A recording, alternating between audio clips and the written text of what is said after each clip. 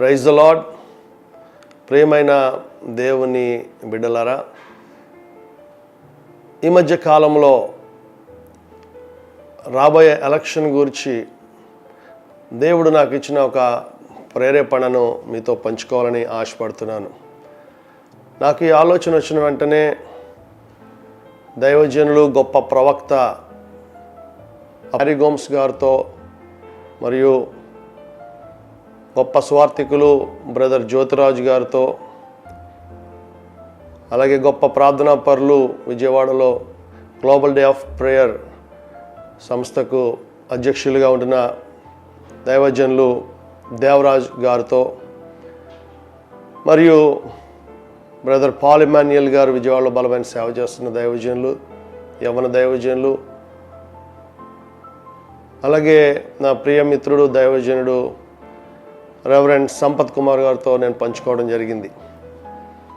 ఒక్కొక్కరితో నేను వేరువేరుగా మాట్లాడి నా హృదయంలో వచ్చినటువంటి తలంపును నేను పంచుకున్నప్పుడు వారు కూడా నన్ను ఎంతగానో ప్రోత్సహించి కొన్ని సలహాలు, సూచనలు నాకు చేశారు. అదేమిటనగా, మనం ఎన్నో భయంకరమైన వార్తలు వింటున్నాం. ఏ ఎలక్షన్కు ఇంతటి భయంకరమైన వార్తలు క్రైస్తవులకు వ్యతిరేకంగా జరుగుతున్నటువంటి ఆ యొక్క కుట్రలు మనం ఎప్పుడు వినలేదేమో. ఈ మధ్య ఎన్నో వీడియోస్ వైరల్ అవుతున్నాయి. కాబట్టి వాటిని గురించి మనం ఒక భారం కలిగి ప్రార్థన చేయవలసిన సమయం ఆసన్నమైంది. ఇప్పటికే చాలామంది గొప్ప దైవజనులు స్పెషల్ ప్రేయర్స్ జరిగిస్తున్నారు, 72 hours ప్రేయర్స్. అలాగే దైవజనులు అందరూ కలిసి ఒక్కొక్క ఆడిటోరియంస్లో, చర్చెస్లో కూడుకొని మొర్ర పెడుతున్నారు. చాలా మంచిది. అయితే ఈ సమస్య కేవలం దైవజనులది కాదు, కేవలం పాస్టర్స్ది కాదు, టోటల్ క్రిస్టియన్స్ మీద సాతాను దాడి చేయడానికి ఎదురు చూస్తుంది. కాబట్టి మనమందరము కూడా మోకరించాల్సిన సమయం ఆసన్నమైంది. మే 13న ఎలక్షన్ అనగా ఇంకా 20 రోజులు కూడా లేవు, 15 రోజులు. కాబట్టి 15-20 రోజుల్లో మరి కేవలం ఇది మన ప్రార్థనా శక్తి ద్వారా దేవుడు చేయగలడనే ఒక నమ్మకం నాకుంది. ఎందుకంటే మొదటి తిమోతి పత్రిక 2వ అధ్యాయము మొదటి నుండి చూస్తే, మనము సంపూర్ణ భక్తియు మాన్యతయు కలిగి నెమ్మదిగాను సుఖముగాను బ్రతుకు నిమిత్తము, అన్నిటికంటే ముఖ్యంగా మనుషులందరి కొరకును, రాజుల కొరకును, అధికారులందరి కొరకును ప్రార్థనలు, విజ్ఞాపనములు, కృతజ్ఞతాస్తుతులు, యాచనలు చేయవలసిందిగా దేవుని వాక్యం మనకు ఆజ్ఞాపిస్తుంది. మనుషులందరి కొరకు, రాజుల కొరకు, అధికారుల కొరకు మనం చేయాల్సింది. అయితే దేవుని బిడ్డలమైన మనం ఎల్లప్పుడూ చేస్తూనే ఉన్నాం. కానీ ఇటువంటి క్లిష్ట సమయంలో బైబిల్లో కూడా నినివే ప్రజలు ఎలాగైతే దేవుని సన్నిధిలో ఉపవాసం చేసి ఒక దినమంతా ప్రతిష్ఠించుకుని మొర్ర పెట్టుకున్నారు. పసిపిల్లలు, స్త్రీలు సైతం మంచినీళ్ళు కూడా తాగకుండా వారు పశ్చాత్తాపడి ప్రార్థించినప్పుడు దేవుడు వారి మొర ఆలకించి ఆ ఉగ్రత నుండి తప్పించాడు. మరి ముఖ్యంగా మనందరికీ కూడా ఈ సందర్భంలో సరిపడే వాక్యము మత్తయి సువార్త 26వ అధ్యాయం 41వ వచనంలో, మీరు శోధనలో ప్రవేశింపకున్నట్లు మెలకువ కలిగి ప్రార్థించుడి అని యేసయ్య గెత్సెమనే తోటలో హెచ్చరించారు. ఆత్మసిద్ధమే కానీ శరీరం బలహీనమని కూడా అన్నారు.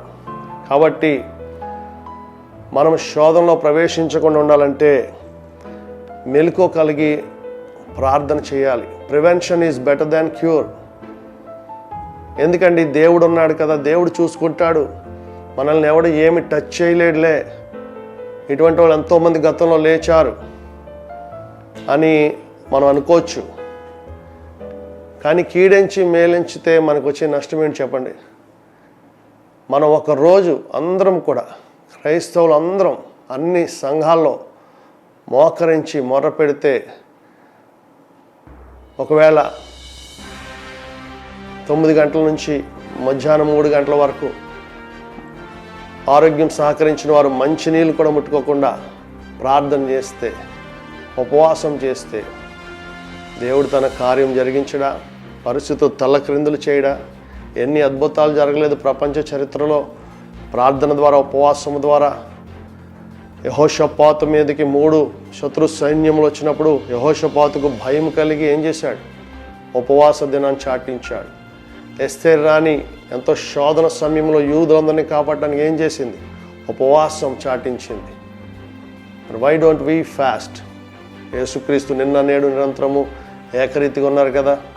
మరి మనం మొరపెడితే కూడా ఆయన అదే అద్భుతం చేయగలడు కదా. ఇప్పుడు కూడా, గతంలో కూడా చేశాడు. మన ప్రభుత్వాల విషయాల్లో తారుమారు చేశాడు. ఇప్పుడు ఎందుకు చేయడం అనుకుంటున్నాం మనం? కాబట్టి దేవుని సేవకులమైన మనము, దేవుని పిల్లలమైన మనము 2వ దినవృత్తాంతములు 7వ అధ్యాయం 14వ వచనం ప్రకారం, నా పేరు పెట్టబడిన నా జనులు తమను తాము తగ్గించుకుని, మొదటి మాట చూడండి, తగ్గించుకోవాలంట. తర్వాత ఆయనకి ప్రార్థన చేసి, ఆయన్ని వెదికి, మన పాపములు చెడు మార్గములు విడిచిన ఎడల ఆకాశం నుండి నేను వారి ప్రార్థనను విని వారి దేశమును స్వస్థపరుస్తాను, వారి పాపమును క్షమిస్తాను. ఎంత అద్భుతం అండి. మొదటగా మనం తగ్గించుకోవాలని చెప్తున్నాడు దేవుడు. ఎందుకంటే అతను మనకు చెప్పడం ఏంటి? అంత అనుభవజ్ఞుడా, అంత గొప్ప సేవకుడా అనుకోకుండా ఎవరో ఒకరి ద్వారా దేవుడు సహాయం చేస్తూ ఉంటాడు. ఒక చిన్న పిల్లాడి దగ్గర 5 రొట్టెలు 2 చేపలు తీసుకుని వేలాది మందికి ఆయన ఆహారం ఇవ్వలేదా? అలాగే అనుకోండి నన్ను. ఏదేమైనా మన ప్రజల మేలు కోసం దేవుడు నాకు ఇచ్చినటువంటి ఈ తలంపును మరి మీ అందరితో పంచుకుంటున్నాను. అదేంటంటే, మీరందరూ ఉపవాసం ఉండాలి.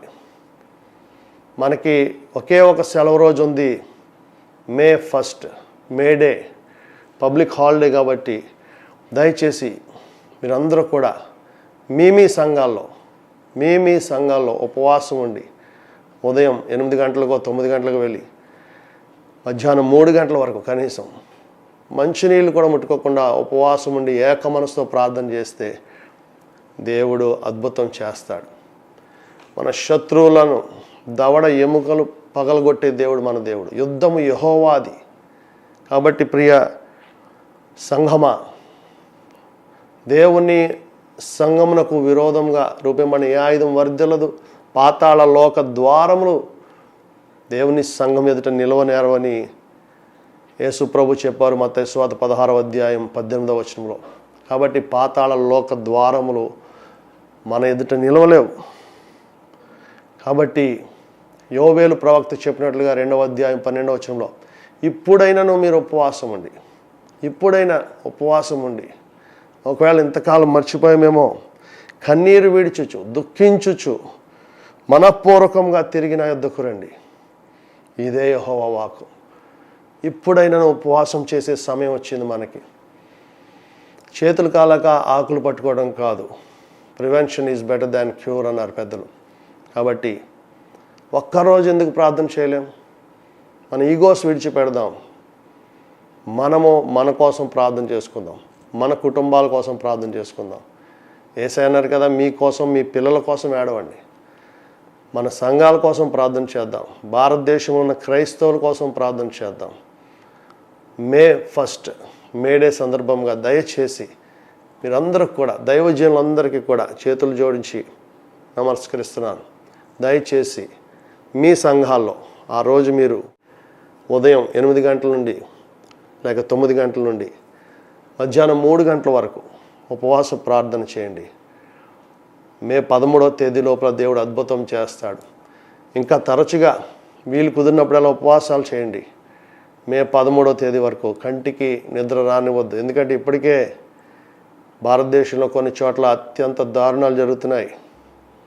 కాబట్టి అదే పరిస్థితి దేశమంతా వ్యాపించకుండా కేవలం ప్రార్థన అనే ఆయుధం, ఉపవాసం అనే శక్తివంతమైన ఆయుధం, కన్నీటి ప్రార్థన అనే ఆయుధం దేవుడు మనకిచ్చాడు. మనలో ఉన్నవాడు లోకంలో కంటే గొప్పవాడు. నిన్ను కాపాడువాడు కొనుకాడు. నీకు విరోధంగా రూపింపని ఆయుధం వర్ధిల్లదు. అయితే నిబ్బరమైన బుద్ధి కలిగి మెలకువగా ఉండాలి. మనం నిద్రపోతే కాదు, మనం మెలకువ కలిగి ప్రార్థన చేద్దాం. కంటికి కునుకు రానివద్దు. దేవుడి మాటలు మీ వినికిడిలో ఆశీర్వదించునుగాక. May God bless you all. Thank you.